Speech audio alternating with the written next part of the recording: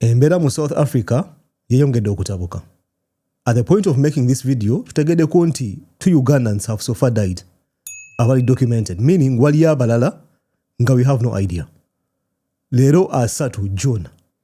Tukimanyi nti these guys who are leading these movements bateekawo deadline bagamba nti nga asatu June bagenda kukola march abantu kakadde kamu kalamba.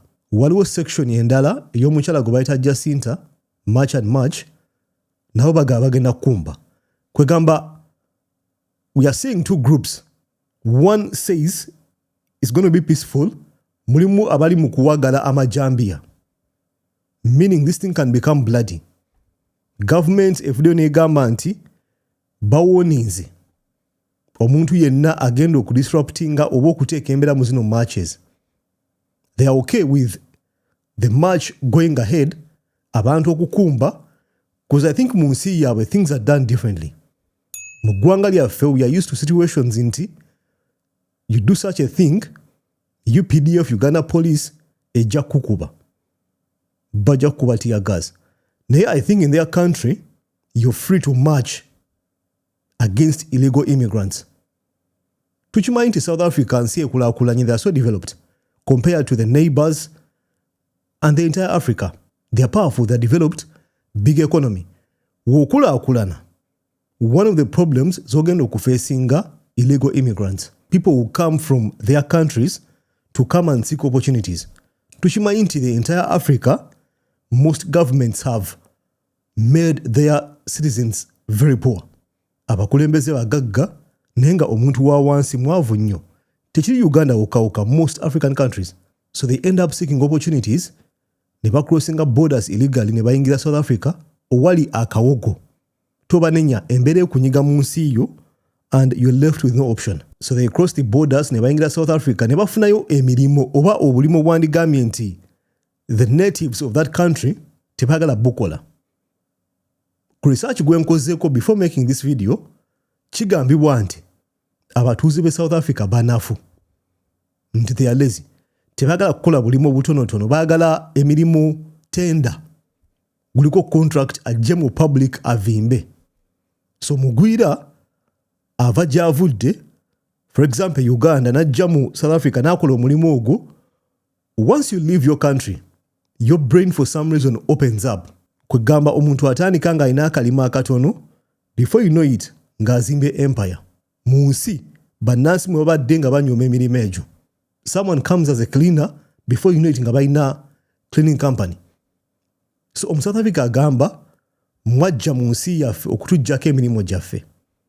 You came illegally, katubagobe mu nsi yaffe. Ekyenaku kye kino nti some of these things, people doing them, they are hooligans. Tebajja ku differentiating between someone who is legal and someone who is illegal. Oba kusanga ku street nga twogera Luzulu, you don't have the clicking sound, you're not a local, bajja kusaaka embeera. So ebintu bino, they don't discriminate between legal and illegal. It's South Africans against any foreigner. From the picture we are getting, they're involving everyone. So omuntu okubanga ine empapula tekitegeeza nti ali safe. These guys are foolish. Forgive the language gwandaba. Tebategeera abali kukola ebintu bino, oyinza okugamba mu language yaffe baavaako. Nti ye akulabanga an enemy, akulabanga omuntu ali mu kulemesa success ye. So wafuna omukisa, ayinza okukolako obulabe. We've had stories. Mbadde ku X nga I'm doing all sorts of research. Nti abantu bali kuwagala mbazi, majambia, in anticipation of 30th June. It's very sad and scary at this point. We have to pray for our Ugandans. Baganda baffe abali mu South Africa, we have to pray for them. Oba inayo Muganda wo, mutere mwesala. Musabire. These things seem to be escalating so fast. Atenga, the government ya South Africa doesn't seem to be so concerned. There is a section of people who are saying nti birimu invisible hand. Nti government ebiwagira. Now they can't come out because they know kijja leeta ettabu. International affairs will be disrupted, so babikolera mu background. Because abantu bakola ebintu nga police weriawo. Nga police eraba, they do nothing. We've heard from fellow Ugandans nga bakugamba nti they came with the military. They destroyed our property nga military eraba bweti. Nga police eryawo kyanaku nnyo. There's a clip eyabadde ku UBC of our brothers in the cold. Ng'obalaba nti bali mu nnaku naye nga tewali kyakola. You left Uganda ng'embeera mbi, ogenza okweyiiya, gy'ogenza okweyiiya, bakutaddeko ekijinji, you have to come back ku ground. Nga tewuna kyewalekayo. It's a very sad thing to watch. Video yeno. Watch. Naye nagenda mu ddwaliro nasooka ku kiriniki ne bandifalinga ku hospital. Nava ku hospital eyaswa naye ne baŋŋamba ŋŋende ku Steve Biko we nagenze eyo bangobye bugobi. Njagala kudda Uganda kubanga nze South Africa nze nali nagikoowa dda nga njagala kudda Uganda. Koye embeera ey'okubeera nga tukola n'abantu naye nga obusosoze bungi naddala nnyo ku bantu abagwira. Abamu tuli bavuzi ba piki kwegamba abamu tulina obuduuka bwaffe obutiditidi byonna abantu babitulesezza. Those are some of our brothers and sisters. Nga bagamba nti embeera ebalemeredde. They built a life mwenensi and it's been taken away in a single night, in a single day. Because of hooligans, bo abalowooza nti they have a right to chase them away. It's sad. Naye this was so heartbreaking. Ngala ku screen yawo.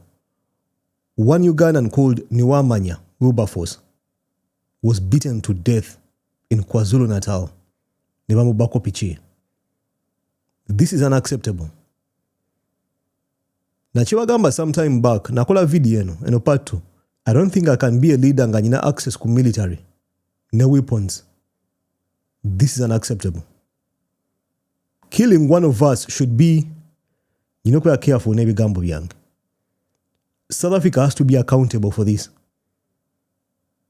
This is our brother, afiridde mu nsi yaabwe. They must be accountable for this. We can't let this slide. Nga nabagamba, I can't be a leader nga nina access ku maje because of such things. This can be a cause of an escalation. Njakikomyawo. It's very sad. Tumusabira Allah amwe chumule eky'emirembe agumye family ye. Imagine ogenza okuhustlinga, you're in the middle of your hustle, oyina pichiyo, and hooligans who are lazy bakusalako ne bakutta. The other story we heard nti waliwo omuvubuka afudde abadde adduka nga babagoba n'agwa mu septic tank oba sewage, something like that, n'afa nga muna Uganda. Those are two brothers abafudde. Ngenkugambye betumanyiiku, meaning other people muzigeto ezeyo munda, they are dying silently. South Africa should be accountable for this. I saw a gentleman, I think bamuyita Mulongo Kato, nga gamba nti yadduse mu maka ge nga abasajja bamuli bubi, they killed some people, ba neighbors be, n'afuna omukisa n'abwaka ne bamulesa ebintu byonna bye yakola ne balootinga. It's sad to watch. Imagine someone going through that. Ngate oli kumawanga. Togenda kudukira ku police, you don't speak the language. Togenda kugamba you're fixed between a rock and a hard place. Tewali agenda kuyamba. It was a very sad video. Ngenda kakuzanyira maaso awo. Ngenda kushidamu. In events like these, South Africa has to be accountable. For every single life buli muntu afa, they must be accountable for these lives. Watch. Amanya gange bapita Mulongo Kato, Senkula John. Eno jemba desula munange ebintu bibi nnyo. Basi baneiba bange bana n'abazimba we babiri. Etuva nze natutuse kiro nenzula nzija nenge ebintu si birungi bannange bitandise. Obeera wa mazowa ne banga ki? Mazowa ne myaka 2. N'ekintu kiganye nazase family yange nezeka anyuma enyumba yange moroka zange nezirikayo ndukuduka buddusi. Omukyala wo muna Uganda, abaana bana Uganda. South Africa, omusakazi mu South Africa yangambye wobeera wano ogenda kufuna obuzibu. kati ebintu byonna bizinensi yo bikoze otya byonna sindeka njagala bulamu bwange ezo bina birese tobiwadde mukazi wo tobirekedde nabirese neŋŋamba oba kiba kibeze nentandika butendesi kulu wavuddeyo saawa meka ewaka navuddeyo saawa nga 9 ogw'ekiro olwo babalumbye saawa meka batulumbye nga saa 7 kitundu awo ogw'ekiro waliwo bannayuganda abafiiriddemu bateri tebali buze nabaddewo nga nze kubanga nze mbeera mu maka gange nazimba maka gange n'abaana bange babuuse ne bagenda ne bakuuka ekikomera lwakubaffe naffe nange nenkolaki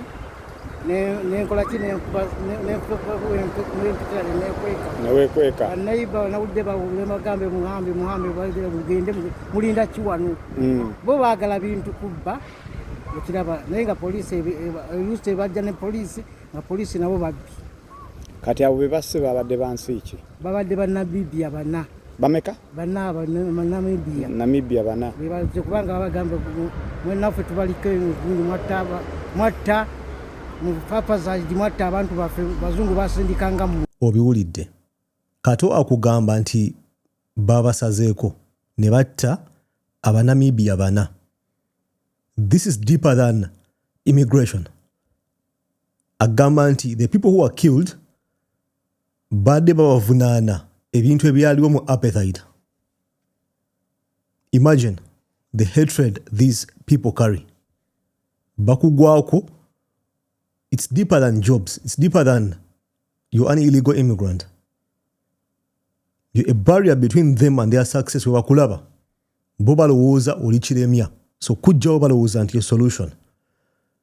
I saw a podcast, ka clip, omukyala gwe bayita Jacinta. She seems to be in the center of all this. Nga we nagambye alina oba ngiti organization oba scam bagita March and March. Website nungi erika akagambo donation waggulu awo. It sounds like a scam. It sounds like a grifting kind of project. She is a grifter. Kino bakifunamu. In the middle of all the chaos, buli event egwa mu ggwanga ng'erimu obuvuyo mulimu omuntu akiryamu. And I think this lady, Jacinta, akiryamu. Bambuuzizza March and March. Explain what's going to happen on the 30th of June. Olunaku lwaliro olabya video eno kikigenda okugenda mu maaso nga omulaba akwata bisubi. Ayogera bino, ayogera biri. Watch. Let's talk about the 30th. Yes. What's the plan for the 30th of June? What should we be expecting? I do wish I could stay till then, but I can't, The 30th of June, once again, it was a date that was announced by Phakelo Mtshakazi, right? He gave it as a cut-off date for all people who are in the country legally to self-deport and go home. Because our government, when we spoke to them, they said that deportation is very expensive. This is what they said. Deportation is very expensive. We can't afford to deport all these people, and therefore that's why it's taking so long. So I believe that when he said that, it was a motivation for people to go to their country and leave the country, obviously because they know they're not in the country legally. And then when we saw the dates is like gaining momentum, everyone is talking about it and they're aligning into March and March. Obviously now we're getting worried, like, okay, because what is going on? What is this about the 30th of June that everyone is talking about? So he tried to explain it, to say that it's not an event. It's not a Holocaust like people are trying to make it out to be. It's just a day that we've seen. Well, it's been presented, and the way people have received it is a day of program. A day when people... I know. Is it not that? No. It's just going to be a date. As much and much, like I said. We saw the dates is getting out of hand because people have expectations that some of them are going to go out there and do crazy business. Absolutely. Right? I mean, I've seen videos of somebody sharpening an axe, saying the 30th of June. And the government has warned them against that, right? But what's warning going to do? Whoever I don't responded know, because honestly, I kind of, you see, that's what I'm trying to say. We didn't announce the 30th of June. We are now trying to just put the situation together, right? So that there's no people running around acting crazy. But at least when we gathered in one place, we can have a march and there's police and there's security. We can manage that. Are you going to march on the 30th of June? We'll have to. We don't have a choice. Because if we don't march, people are going to start doing crazy things like the one you just said. Right. That's the problem. Because now everyone associates the 30th of June with March and March. Yes. oyo omukyala gwe bayita Jacinta. Let's unpack a few things. Agambye nti government yabagamba nti deportation is expensive. Kwegamba okuzzaayo abagwira bali illegal mu nsi ze bavaamu kya bbeeyi nnyo. So you can conclude the statement ng'ogamba nti maybe that's why they are turning a blind eye to this. That's why the South African government is comfortable saying the likes of Jacinta come out daily, ne bajja ku internet, ne bafujja obusagwa and some other idiot, omusajja w'obulevu, the hooligan, the scam, the idiot. That's why you can assume no government, that's why they are comfortable with the likes of those people doing these acts. Because chiba saving us sen. Instead of okuzzaayo mu nsi yaabwe, bannansi bakyekwatiddemu. Could this be the reason why the government in South Africa is comfortable with what's happening right now? Against the mass on a government, she knows what's going on. Yalaba video nga bawagala embassy. Now they are willing to march because they think this can get out of hand. Then watandika charge. Twakirowoozaako nti kiyinza okugaga maaso eyo. Kiyinza okuvaamu ettabu. All these things we boogera bali kuba kibaasi right now because bakitegedde nti ebintu biri serious. Kyovula nagambye omukyala grifter, hustler anyonya sente. In one or the other, ayina engeri gy'akiryamu. Gwegenda ku website bagita match and match, I think .org.za. Genda ku website, you will see a real website of a grifter. Eriko ekigambo waliwo waggulu ekinene which donate in yellow. Yellow in psychology is meant to attract your attention. Kinene bwe kiti, donate. She is a grifter. So mukasera can I think ategedde nti things are out of hand, things are real. Our South Africa, mukyala mugagga alina kasente. Ntegedeko nti alakola ku radio.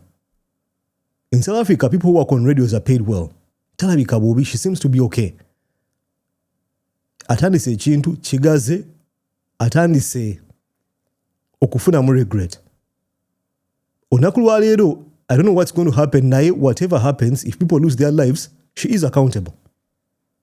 Because abadde akipika. Muddeyo wamwe without thinking, and you're dealing with hooligans. You're dealing with people who are out of control. Abantu. Abakola ebintu bino not because of illegal immigrants, babikola because they think these are enemies. Babikola because they are frustrated nga they can do anything okukiggala. I won't be surprised nga abantu beetemyetemi. Tubera surprised bw'onoowulira nti abantu bafa mu numbers ennene. Right now I'm sure they are dying. Naye nga tebijja mawulire. I'm sure the media mu South Africa ekibikkirira. Muzigete eyo munda eyo, I'm sure people are dying. And doesn't hit the news. Government teri interested. Ngebagambye babagamba nti deportation is expensive. Ekitegeeza nti they are comfortable with whatever is happening. You can tell. Omulongo kati akugambye nti police ejjirako and they turn a blind eye. They pretend tebalaba kigenda mu maaso nga people are killing fellow human beings. This idiot, the chiman, ekyobulevu, kyabadde ku podcast nakyo. I don't know. Nga bwe nabagamba, I think Uganda yatumanyiiza embeera embi. I don't see how this man, singa ali muna Uganda, would be even free to walk around. Banemukubye ne bamumenya obukongovule. Singa, as our language we say, ali mu basement. Nga ojja, you spew such nonsense, you're making demands to the government as Siru, and they let you walk. Podcast, yeno. Watch. President first must come and get the memorandum from us as men. Mujaguza sila campus yekao. Imagine telling the general to come and get a memorandum from. Tomorrow we're going to announce where we're going to be. President, we would be happy. Anybody that advises the president, we would be happy as men of South Africa to meet the president and tell him what to do within 7 days. If the president can't come because of the busy schedule, we don't want anybody else, but we want somebody that works very closely with him. We would appreciate if it's a chief whip of parliament, because what we are going to be saying doesn't need political parties. It needs the parliament. Imagine committing crimes and you have demands of meeting omukulembeze w'eggwanga. It's pure madness. When kugambira wano nti these things have invisible hands behind them, I don't think ogusajja guno operating independently. I'm sure gwina special people behind him, and I won't be surprised nga government emusamu sente. I won't be, because in Africa. Our memorandum is not going to be accepted by a mayor. We don't want the mayor to take our memorandum. No premier. No premier. At least deputy president. No deputy president. The president. Or they can advise us where the president is so that we can take that memorandum and go and hand it to him. We will read it to the public. Yeah. The public in that press conference will know what things we spoke about with memorandum, and then we want to give the president 7 days to invite us in the parliament so that we can go there and ask men and women that are deployed by South Africans in parliament a question. The South Africans are crying. They've been crying for more than 10 years now about the illegal immigrants thing. Thousands and thousands of kids have passed away. A lot of policemen have been killed. A lot of people have been killed. A lot of young people have been dispossessed of their spaza shops. When are you fixing it? That's the idiot. I can't pronounce his name. Aina demands. Ayogeza chikomfi agamba nga 3 June bagenda kusaawa embeera abadde awaga for so long. Nenga he's free to walk around. Nga wena bagambe, I think fe mu Uganda batumanyiza bubi that you cannot come out and do that nonsense. Tosobola. I dare you do it. Siri kuti salisa, but I dare you go ahead and utandika okusaawa embeera simanya nti ogoba abakongo ogoba abanyarwanda mu ggwanga okola march owa the ultimatum nti nga 3 July balina okuba nga bagenze. I dare you to do it mu Uganda. I know it's bad, it could be bad, but there are limits you can't cross as a civilian, as a citizen. Ebintu nga bino muzina ensi. This is unacceptable. Yes, they are illegal, but they're human beings. Government you know kuba responsible kuba jamu si civilian. I accept oyinza okwekalakasa naye ati waliwo boundaries nga toyinza zicrossing. Abano Jacinta nongo gugai ba crossing the boundaries. They should be in prison. They should be in prison arrested. Nga bakubyemu awo kiboko batone. Government yavule negamba nti etaddewo ennyonyi okugyayo bannayuganda ebaleete ebakomyeyo Uganda. Bagambe bwe bati. Watch. The President of the Republic of Uganda has directed that arrangements be made for the evacuation of Ugandan nationals from South Africa following the escalating anti-migrant violence and the xenophobic protests by vigilante groups which are not regulated over the past few months. I love the term vigilante groups. Vigilante. Baziba misango. They are hooligans. I love the term. It's accurate. The Minister of Foreign Affairs, working in coordination with the Prime Minister, the Minister of Internal Affairs, the Minister of Works, Transport, and the High Commission in South Africa, and the leadership of the Ugandan community in South Africa, is finalizing an evacuation plan that is expected to commence in the next few days. Currently, 746 Ugandan nationals in South Africa have voluntarily registered and sought assistance for evacuation due to security and safety concerns, and more are expected to register. Additionally, many Ugandans have already left South Africa on their own following the 30th June 2026 ultimatum or deadline reportedly issued by the vigilante groups in South Africa. Yeyembera. Government yagambye nti egenda kukola voluntary evacuation. Tebakukaka olina okwesayirawo you present yourself ne bakuze Uganda. Kamsewo kino. Ndi musajja musiramu. Nabi Muhammad, may peace be upon him, embeera bwe yatabuka e Mecca yavaawoko n'agenda e Medina nga bakuraishi batabuse. Kya mugaso nnyo, you read the room. Embeera eba etabuse mu South Africa, sooka oveewoko. Ojja kukomawo. Don't try to be a hero. Gokulowooza nti these things won't affect you.